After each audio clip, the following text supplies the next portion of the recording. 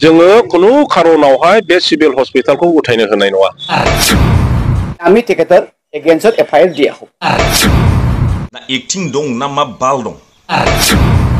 Rupnath Brahma civil हस्पिटाला जाहैबाय BTC ओनसोलनि प्रथम हस्पिटालफोरनि गेजेराव मोनसे आरो सिभिल हस्पिटाल होननानै बुङोब्ला बेनो बे ओनसोलाव प्रथम गायसनजानाय। दा बे हस्पिटालखौ रुपनाथ ब्रह्मनि नामाव मानो दोननाय जादों? रुपनाथ ब्रह्मखौ खालि मोनसे समनि मन्थ्रिमोन बे महरै दानाय।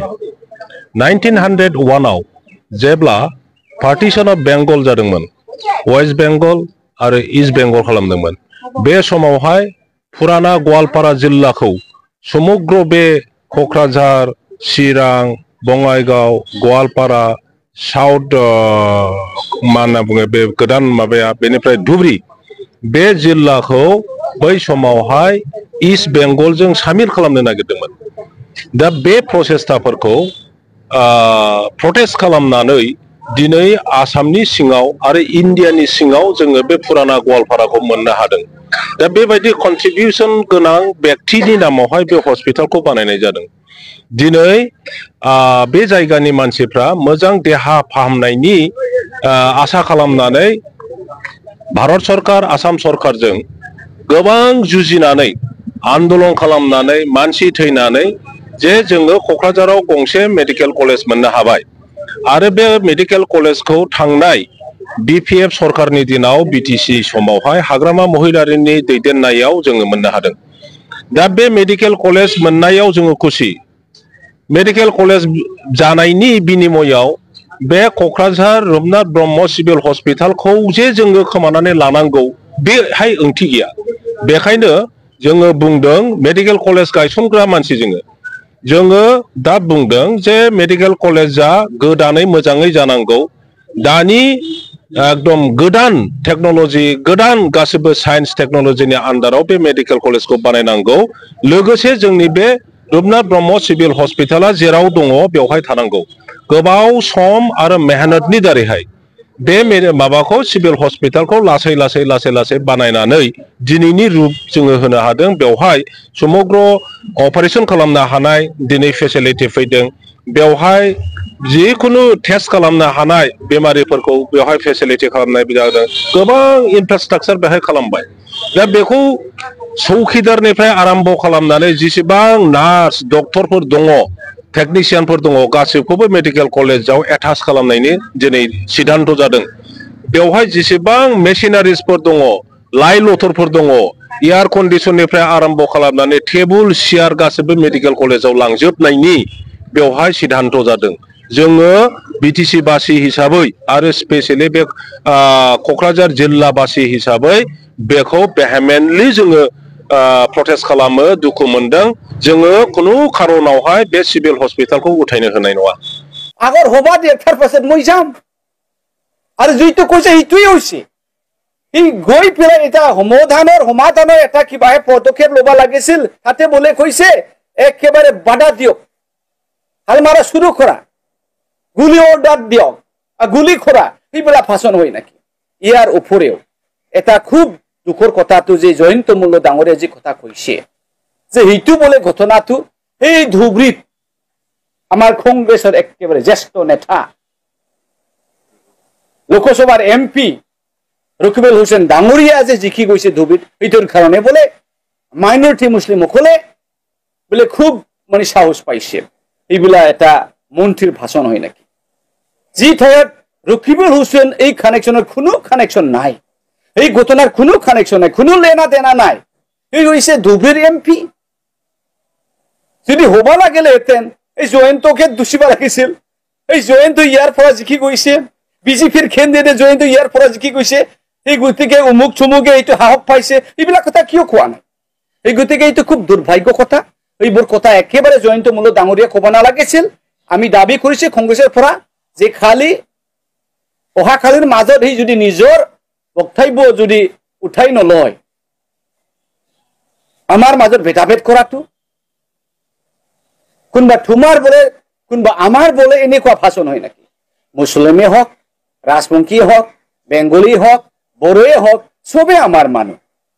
সবই ইয়ারে মানুষ কোনো ইয়াত বাংলা দেখি নাই গতিকে সেইবিলাক কথা আমি খংৰে সহ্য কৰিব নোৱাৰে আৰু এই ঘটনাত ৰকিবুল হুছেইন ডাঙৰীয়া কিয় কানেকশ্যন কৰিব লাগে ৰকিবুল হুছেইন ডাঙৰীয়াৰ লগত কি লেনা দেনা আছে এই গতিকে সেইবোৰ একে কথা বেসলেস কথা it doesn't have any kind of effect he is just speaking in order to create some kind of tension it is really a communal language Mr. Joyento Molla Borua are supposed not to address in this way see ওহা খালিৰ মাজত যদি জয়ন্ত মোল্লা বৰুৱা ডাঙৰীয়াই যদি নিজৰ বাসন তো যদি উঠাই নলয় যদি ৰাইজৰ মাজত যদি ক্ষমা নাখোজা তেনেহলে আমি তেখেতৰ এগেইনষ্টত এফআইআৰ দিয়া হ'ব কাৰণ খুব দুখৰ কথা একফালে ইয়াতে ডিসি আছিল ইয়াতে এসপি আছিল ইয়াতে অৰূপ কুমাৰ দে আছিল সবে ডাঙৰ ডাঙৰ নেতাবিল আছিল সাধাৰণ মানুহ যদি আজি তাৰিখত এটা কথা ক'লেহেঁতেন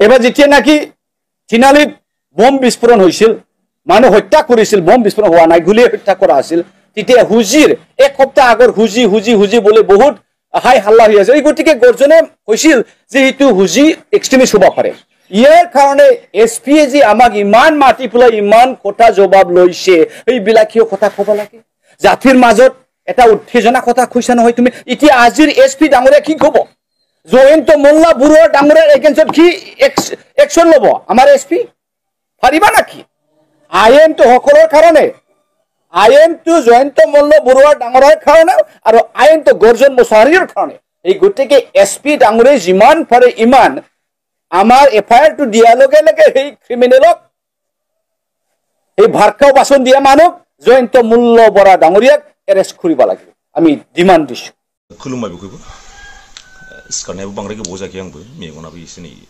माबा जानानै दं दा खोथाया जाहैबाय आङो दिनै सिखारनाय लोगो लोगो फेसबुक खुलिनाय लोगो लोगो आं माखासे जोंनि फिल्म इन्डास्ट्रिनि माखासे रल प्ले खालामग्रा बिसोरखौ आं नुनो मोन्दों स' आं बे बुस्थुखौनो आं होननो सानो जे अनिल जाय मानसिया एक्टिं रल खालामो बर'नि शर्ट मुभियाव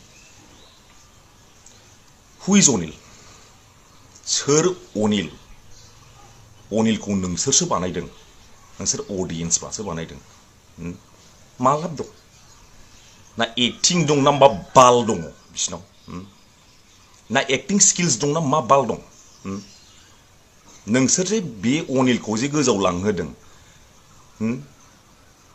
दिनै नोंसोरनो भुगि मा लाब दं ना एक्टिं दं ना मा बाल दं नोंसोरसो लांदों दिनै मा नुनो मोनखो बेखौ दिनै जे एफाग्राब गाज्रि जे मोनसे अडिअ मोनसे भाइरेल जादों मा नुनो मोनखो मा लाब दं आरो मोनसे खोथा खोनासं गावबा गावनि बिनानाव बिब' सोरबा न'नि सोरबा फिसाजोफोर दंबा सामलाय माखासे फिल्म इन्डास्ट्रियाव सानै हयै सोहर आंबो सासे फिल्म इन्डास्ट्रिनि मानसि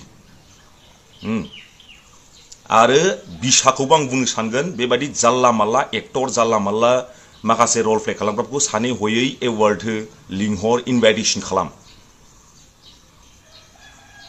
फिल्म अफार हरबानो दाथां रावबो बिनानावफोरखौबो बिब'फोरखौबो आं बुंहरदों फिल्म अफार हरबानो दाथां बे 1000 2000 3000 ओरैनो फैखायो खामानि मावबानो जेबो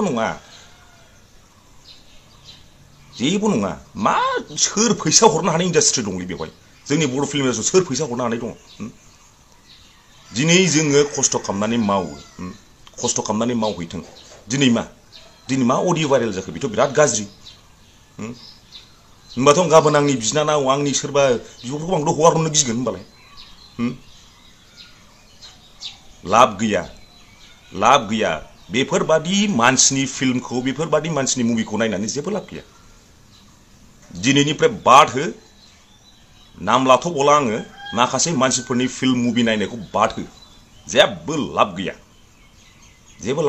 नोंसोरसो थोनहरदों दा नोंसोरनो भुगि नोंसोरनो थोनहरदों गोजौ लेभेलाव नोंसोरनो भुगि दा नोंसोरनो गाहायाव लाबोफिन आरो नोंसोरनो अडियेन्सनो पाब्लिकनो एक सेकेन्डबो नाङा नोंसोरनो पाब्लिकनो बेबादि फिल्म बेबादि माखासे मानसिफोरनि फिल्मखौ गाहायाव लाबोनो थाखाय एक सेकेन्डबो नाङा मारै एक सेकेन्डबो नाङा जै बिसिनि मुभि नुबाय बिसिनि फिल्म नुबाय स्लाइडल' खालाम मबाइलखौ नायनांगौ दरखार गैया भिउ थाङाबानो जायो नोंसोर मा सानो नोंसोर हर कमेन्ट्सआव थैंक यू सो मच